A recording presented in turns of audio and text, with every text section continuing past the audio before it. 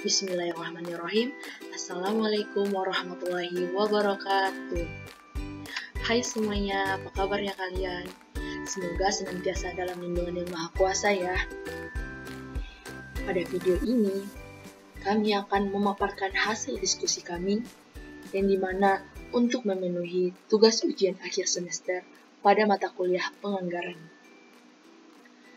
Video ini mengangkat judul Metode Alternatif Penyusunan Anggaran. Sebelum masuk pada pokok pembahasan materi, terlebih dahulu kami akan memperkenalkan diri. Kami dari kelompok 1 penganggaran, yang dimana saya sebagai moderator dan pemateri pertama. Teman saya Desvita Maharani Putri sebagai pemateri kedua, dan Mutahara sebagai pemateri ketiga. Kita masuk kepada pokok pembahasan. Pada kali ini kami akan membahas yang pertama, mengapa perlu metode alternatif. Yang kedua, metode top-down atau otoriter. Yang ketiga, metode bottom-up atau demokrasi. Yang keempat, metode campuran antara top-down dan bottom-up. Yang kelima, target costing. Dan yang keenam, contoh kasus. Baik, kita masuk kepada pembahasan. Baik, saya akan memaparkan materi dari kelompok kami. Materi yang pertama yaitu metode top-down otoriter. Dalam metode ini, anggaran disusun dan ditetapkan sendiri oleh pimpinan dan anggaran ini dilaksanakan oleh bawahan tanpa adanya keterlibatan bawahan dan penyusunannya. Metode ini ada baiknya digunakan bila karyawan tidak mampu menyusun anggaran atau dianggap terlalu lama dan tidak tepat jika diserahkan kepada bawahannya. Hal ini bisa terjadi dalam perusahaan yang karyawannya tidak memiliki cukup keahlian untuk menyusun anggaran. Atasan bisa saja menggunakan jasa konsultan atau tim khusus untuk melaksanakan. Metode ini disebut metode otoriter karena perusahaan hanya berkonsentrasi pada satu pemimpin perusahaan dalam mengambil suatu keputusan dan hanya ditentukan oleh pemimpin perusahaan. 2. Metode bottom up atau demokrasi. Dalam metode ini, anggaran disusun berdasarkan hasil keputusan karyawan.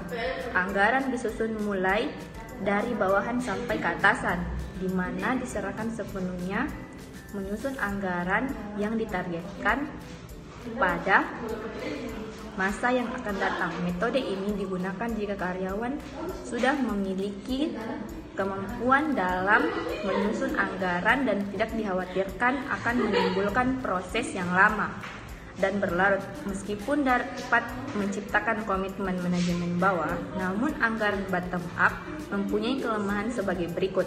Seringkali tidak mempertimbangkan keselarasan tujuan, kurang terkendali, tujuan yang tercapai terlalu mudah. Baik, selanjutnya akan saya serahkan kepada pemateri selanjutnya. Baik, saya akan melanjutkan materinya. Metode yang ketiga yaitu metode campuran antara top down dan bottom up. Metode ini merupakan campuran dari kedua metode di atas atau metode sebelumnya, yang dimana penyusunan anggaran dimulai dari atas dan selanjutnya diserahkan untuk dilengkapi dan dilanjutkan oleh karyawan bawahan.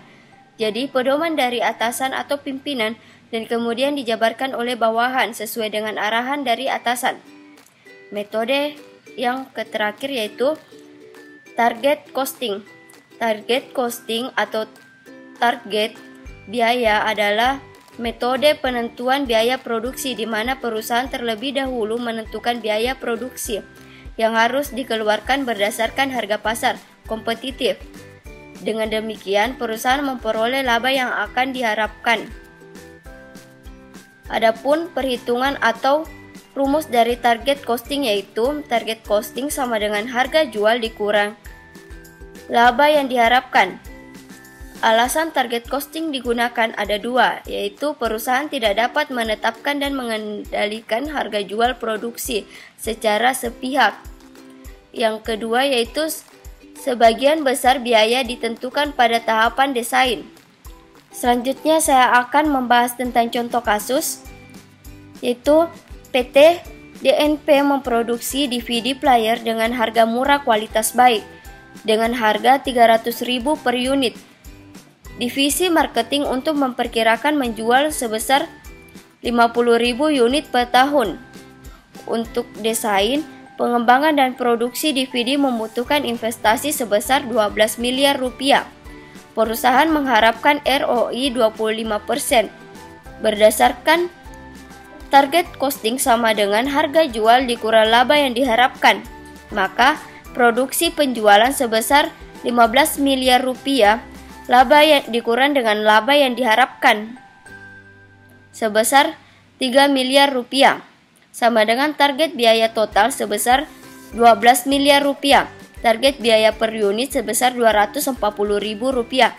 Dari perusahaan tersebut, target biaya produksi DVD sebesar Rp240.000 per unit. Berarti perusahaan harus mendesain produksi dengan biaya produksi maksimal sebesar Rp240.000 per unit. Saya kembalikan ke moderator.